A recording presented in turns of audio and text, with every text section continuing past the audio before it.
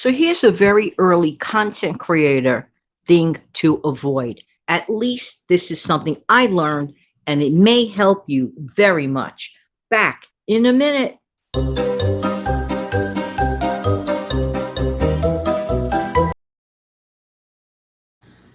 Hey, this is Jan from New York City. My channel name is Jan from New York City Saves Money. How you doing today? Welcome to The Corner. The Corner is a show, a newly launched program from a small YouTuber for you guys that might be small YouTubers or just want to hear some tips, tricks, and things that I messed up on and things that really helped. And if you could take some of it and apply it to your channel and get some help with it, amen. That's a great thing. And that's why I'm here. How's everybody doing this evening? And I hope that this audio video finds everybody doing well. When I first started my channel, a lot of us, we're so convinced that our videos might be, even like our first or second videos, might be the greatest thing since popcorn.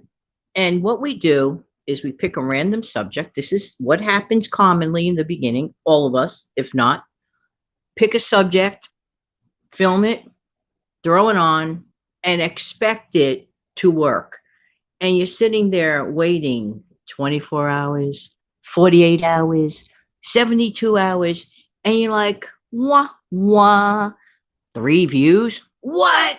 You thought really in your heart of hearts, and perhaps you really did put all of your love and energy into that video, what I'm not saying you didn't, but maybe, just maybe, we might have expected a little too much.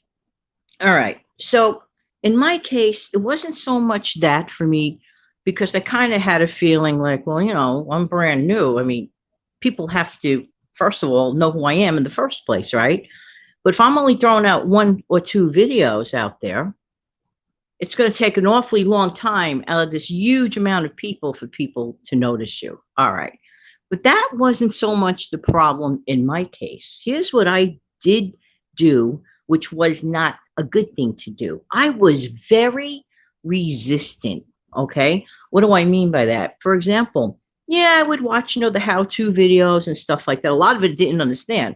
I'm like, they're speaking a language that I never heard of because it's true. All my years that I was a viewer, it's one thing to have the viewer experience, and it's another thing to be on the other side of the fence. And, especially in the early days of being a content creator. Okay. It's like, what do you talk? What's a collab, for example? All right. Here's what I do highly recommend. If you are especially, like, let's say you didn't have your first 100 subs yet. If you could do a collab with someone, that would be a great thing. All right, what is a collab? A collab is short term for the word collaboration, right? And what you do is another YouTuber and you get together and you share a mutual topic, and one person creates a video, they mention your channel, you create a video on the same topic, you mention their channel, and you share links on each other's channel. And that is very helpful to give your channel a little more exposure, because people aren't going to watch you if your channel is not exposed. So there were some people that said, oh, I want to tag you. I want to do a collab with you. Now, this is when I was below my first 100 subs. And I'm like, no, I don't want to do that. I want to do it my way, if you will. You know what I'm saying? Everything was my way or the highway. I'm like, well, how did that work for you, Jan? Not very well. I'm not saying that my content wasn't interesting, because I could look back and say, actually, for early videos, in my opinion, they weren't too bad. I mean, I'm just saying the truth. But the thing is, my biggest mistake was being not receptive to a suggestion. You see, I took it like in a wrong way. Hey, you should do collab. Like, I don't know why. My mind's eye just didn't take it in the right way. So, okay, so I was having fun, creating videos, and really and truly it was originally just a hobby, whatever. But then when it first started, don't laugh, but my first intention of my videos was for weight loss. So, I mean, battling weight my whole life. So, didn't work because it actually stressed me out. So I decided, well, I do enjoy, being a content creator because I am a former school teacher and there's this part of me that loves to give messages all the time. So I like to create and I love to give messages. And this platform is technically perfect for me, a person like myself, for example.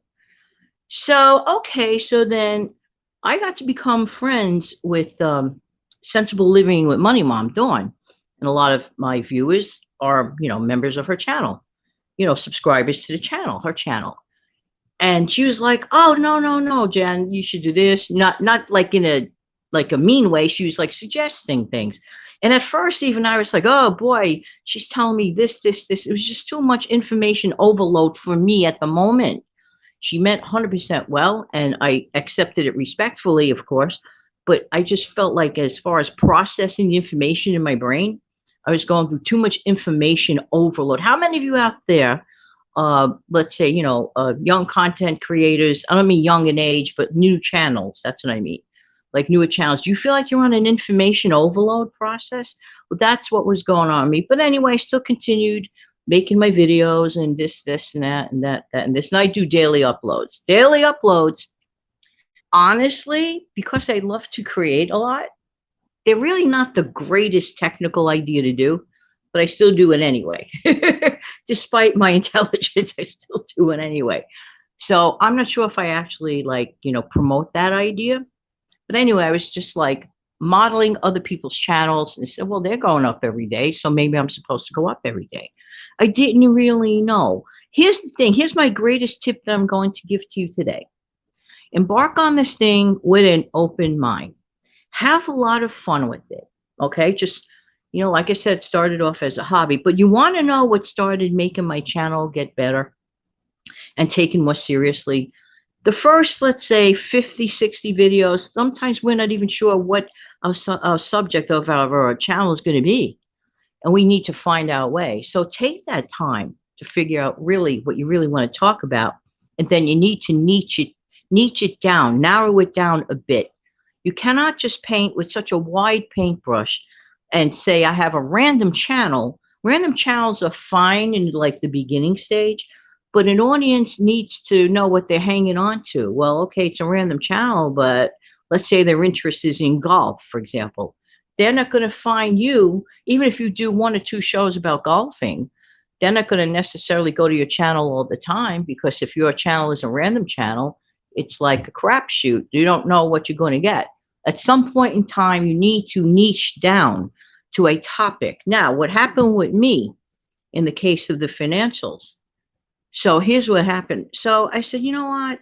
I'm going to do a show. I don't know how this came to mind, about managing, the cash envelope system, which, some people still do it, even though it's, some people feel it's a little on the old fashioned side, but whatever, at that time, that was 4 years back, over 4 years ago.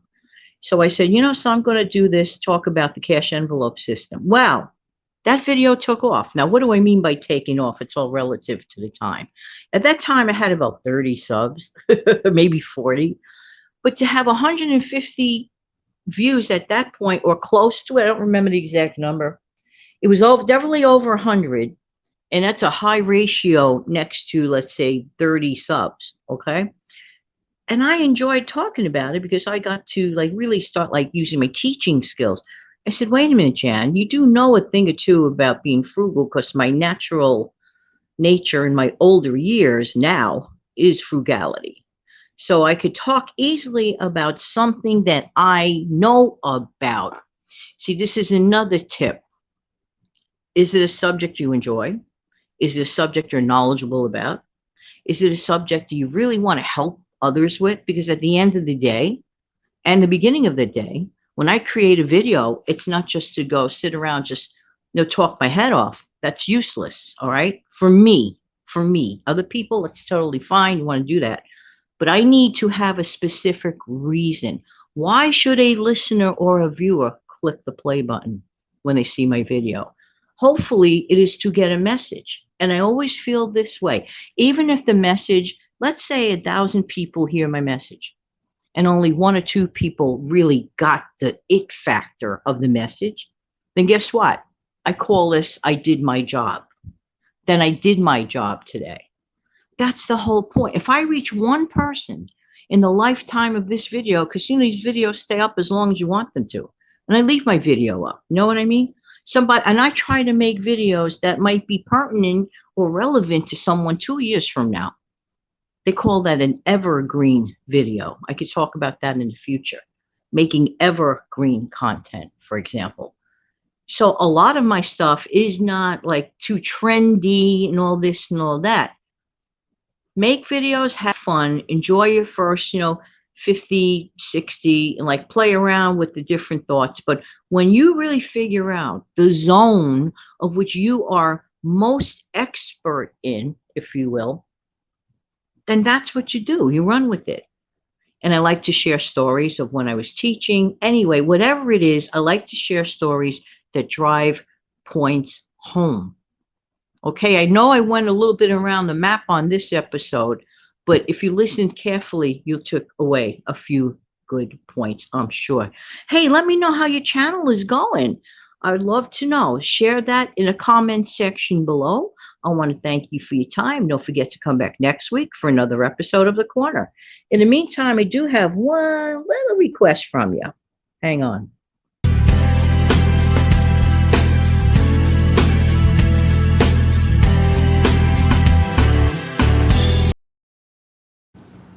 Have an amazing, fantastic day. Take good care. Bye-bye.